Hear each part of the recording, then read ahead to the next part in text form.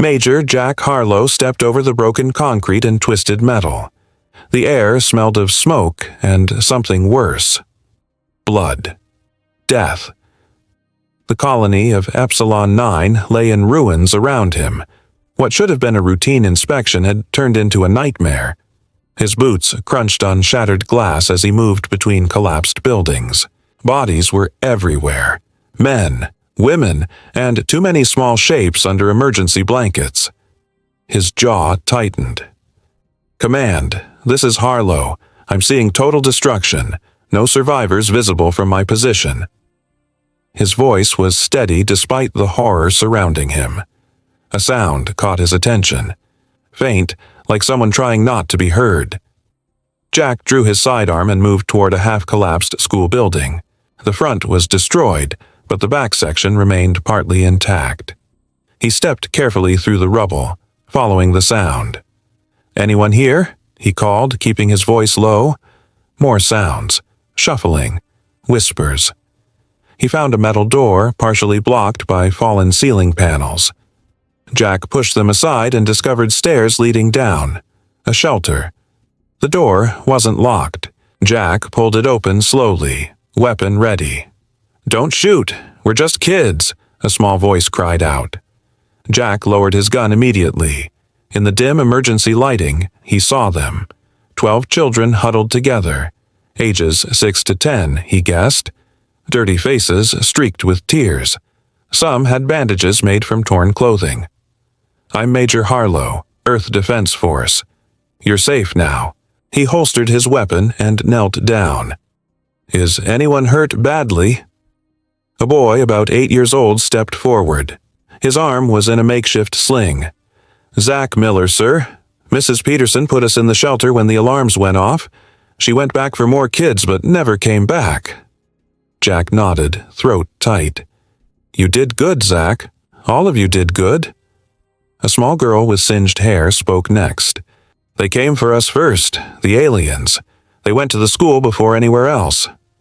Jack felt cold. "What do you mean, they came for you first?" "The Vrexians," Zach said. "They attacked during class.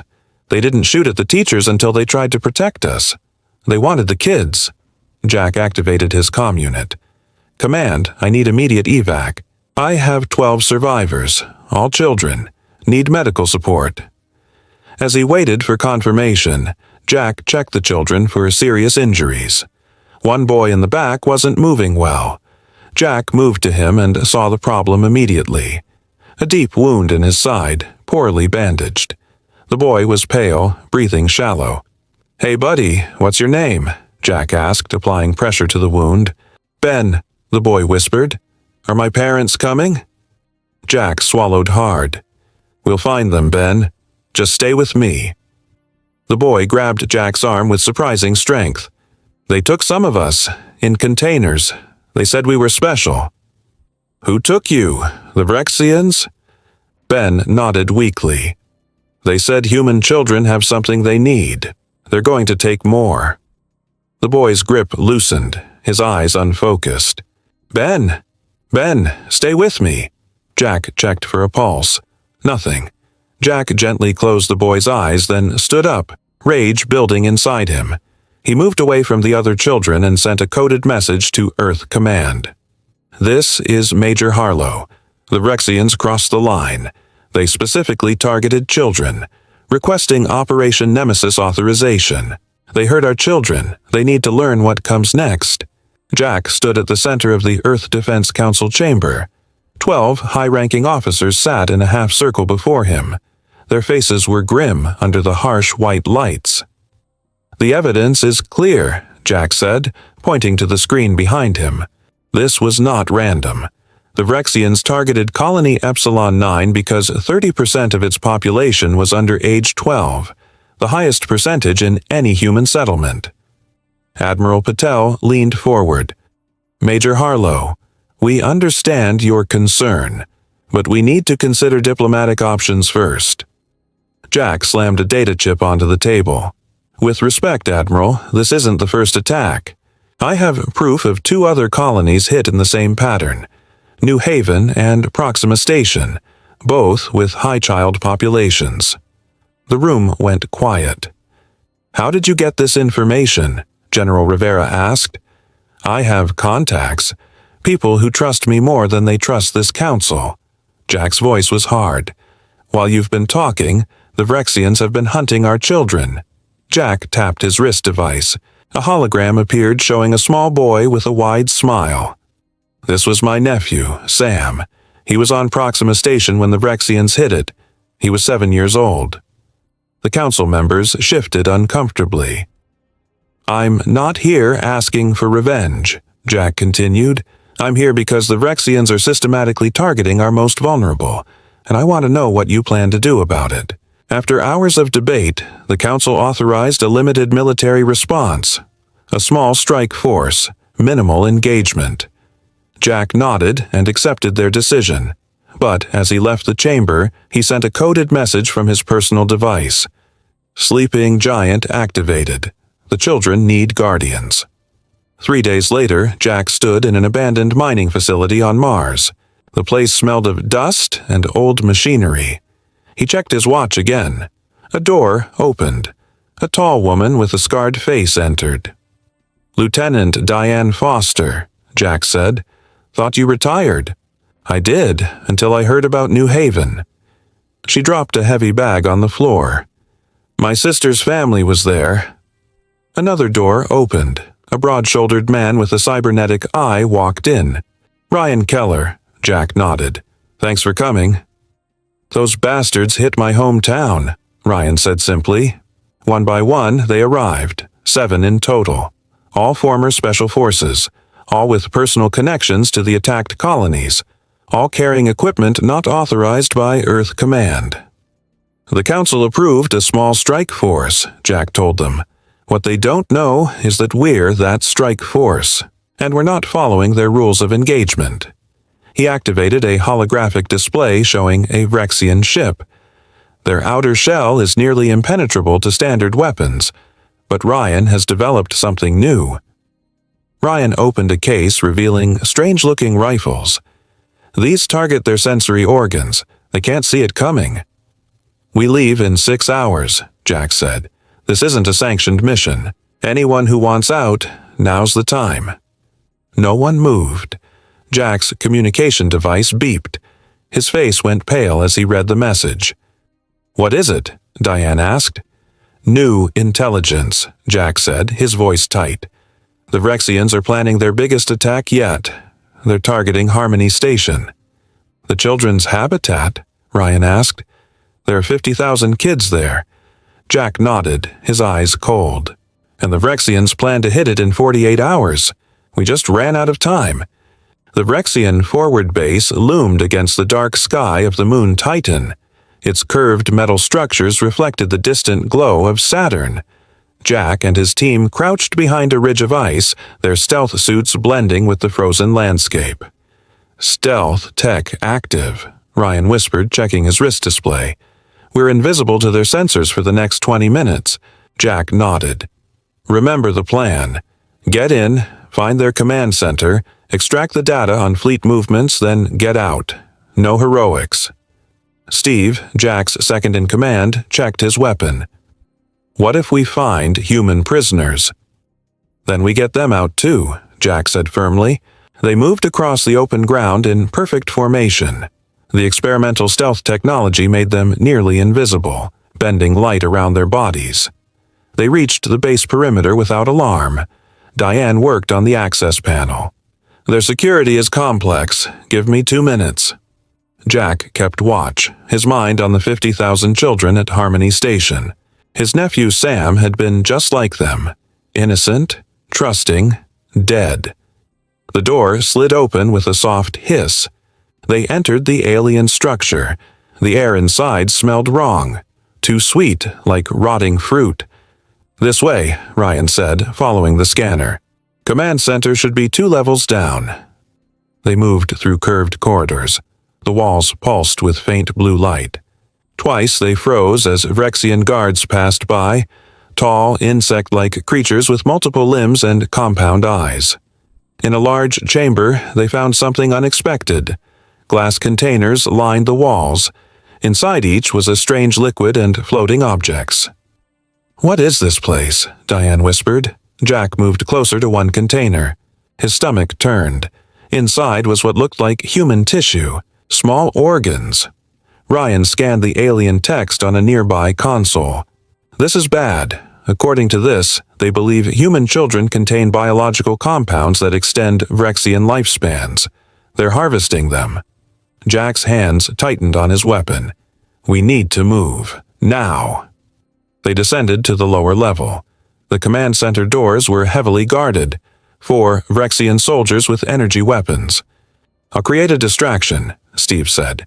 "You 3 get the data." Before Jack could object, Steve had moved away, planting small devices on the opposite wall. When they detonated, the guards rushed toward the noise. The team slipped into the command center. Ryan immediately connected to the main console. "Downloading fleet movements now," he said. "This confirms it. They're planning to hit Harmony Station in 24 hours. Suddenly, alarms blared. Red lights flashed throughout the facility. "We've been detected," Diane shouted. "Stealth tech must have failed." "Get that data and move," Jack ordered. "Where's Steve?" A scream echoed from the corridor.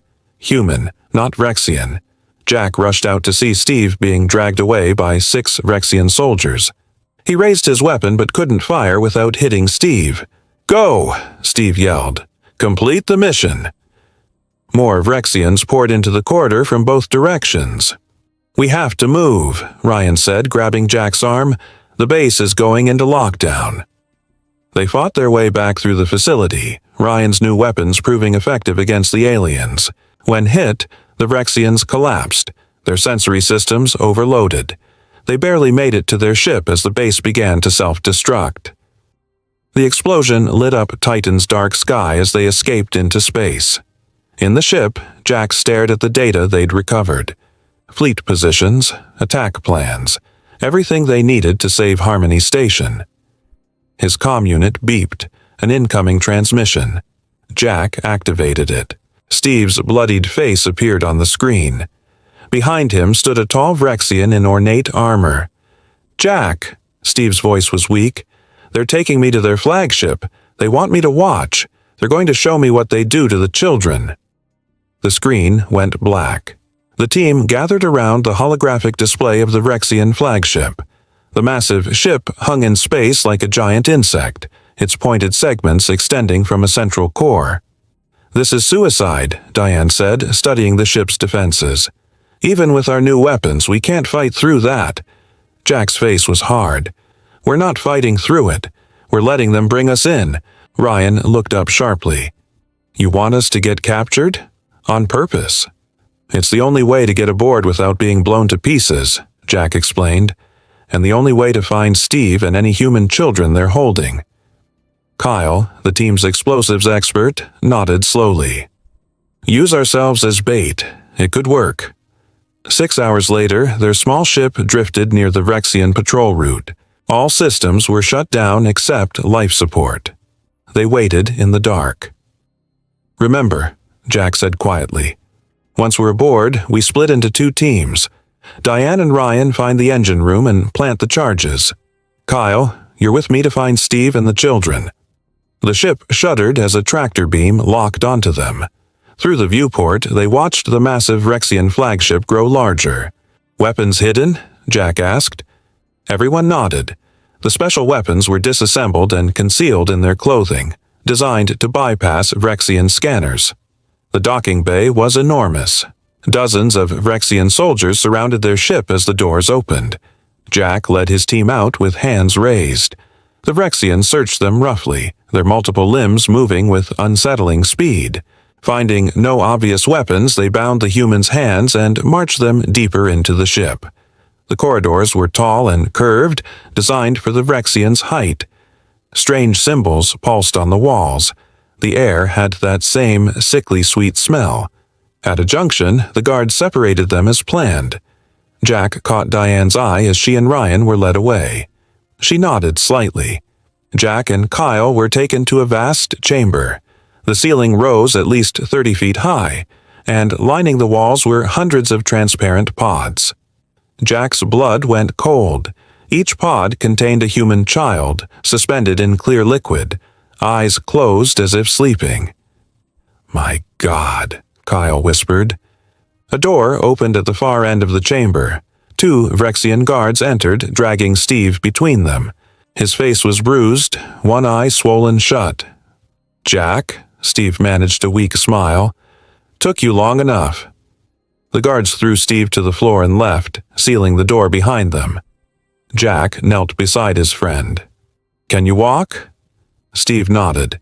They didn't break anything important. He looked around at the pods. They've been collecting them for months, from all the colonies they hit. "Are they alive?" Kyle asked, examining the nearest pod. "In stasis," Steve confirmed, "but not for long. They're planning something big." Jack helped Steve to his feet. "We need to get these kids out and blow this ship." "It won't be that simple," Steve said. "I learned something while they had me. The Vrexian leadership caste is psychically linked. They share a hive mind. That's how they coordinate attacks so perfectly." Jack's eyes narrowed. "Is there a way to use that against them?" "Maybe," Steve said. "But first we need to—" An alarm blared. Red lights flashed throughout the chamber. "That's Diane and Ryan," Jack said. "They must have planted the charges." Vrexian voices echoed from the corridor outside. Many of them. "We need to free these children now," Jack said, moving to the control panel. Kyle stepped forward. "I'll hold them off. You two get the kids out." "Kyle, no," Jack started. "There's no time to argue," Kyle said, already assembling his hidden weapon.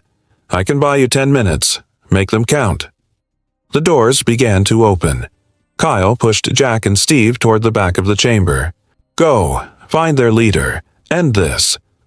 Kyle turned to face the doors as dozens of Vrexian soldiers poured in. He fired his weapon, the specialized energy pulses dropping the first wave. Jack and Steve slipped through a maintenance hatch as Kyle's last words echoed behind them. "This is for the children of New Haven." They crawled through narrow tunnels following Steve's directions. Finally, they emerged into a darkened corridor. "Where are we?" Jack asked. "One level below the command deck," Steve said, "where the Supreme Commander is waiting." "Good," Jack said, his voice cold, "because I have something to tell him." The command deck doors slid open. Jack and Steve stepped into a vast, circular chamber. Screens covered the walls showing stars, planets, and Vrexian ships in formation. At the center stood the Supreme Commander. He was larger than other Vrexians. His exoskeleton gleamed with metallic implants. 6 limbs moved with fluid grace as he turned to face the humans. "I expected you sooner, Major Harlow," the commander said, his voice a strange mix of clicks and human speech. "Your reputation for vengeance is well known." Jack moved forward, keeping his hidden weapon ready. "This isn't about vengeance. This is about justice." The commander made a sound like laughter. "Justice. We simply harvest what we need. Your young contain elements essential to our survival. They're children," Jack said. "Not resources." Alarms blared throughout the ship. The commander tilted his head, receiving information through his psychic link. "Your female companion has freed the children," he said. "Impressive, but pointless. My ships are already moving toward your Earth. We will take more." Jack lunged forward, faster than the commander expected. His fist connected with the alien's midsection. The commander struck back, sending Jack flying across the room. Steve attacked from the side, but the commander caught him with 2 limbs, throwing him against a control panel. Jack got to his feet, blood trickling from his mouth. "You made a mistake." "What mistake, human?" The commander advanced. "You hurt human children." Jack pulled out his hidden weapon. "Do you even know what comes next?" The commander moved with blinding speed, knocking the weapon away. He grabbed Jack by the throat, lifting him off the ground. "I know exactly what comes next," the commander hissed. "The extinction of your species, beginning with your young." Jack smiled through the pain. "Wrong answer." He pressed a small device on his wrist. Nothing seemed to happen. The commander squeezed harder. "Your devices cannot harm me." "It's not a weapon," Jack gasped. "It's a transmitter." The commander's compound eyes widened. He released Jack suddenly, staggering backward. "What have you done?" The alien's voice changed, showing fear for the first time. "While you were focused on children, we studied you," Jack said, catching his breath. "We learned about your psychic link, how your leadership caste shares one mind." The commander clutched his head. Around the room, screens showed Vrexian ships suddenly veering off course. "The transmitter activated a bioweapon," Jack continued, "designed specifically for your leadership caste. It's spreading through your psychic network right now." The commander fell to his knees. "Impossible." "You should have left our children alone," Jack said. "Now every Vrexian leader across your empire is dying simultaneously." Steve had made it to the control panel. "I've unlocked all doors to the escape pods. Diane reports the children are being evacuated now." The commander writhed on the floor. "You will pay for this." Jack knelt beside the dying alien. "No, you pay. Here are our terms. Complete withdrawal from human space. Return of all captured humans.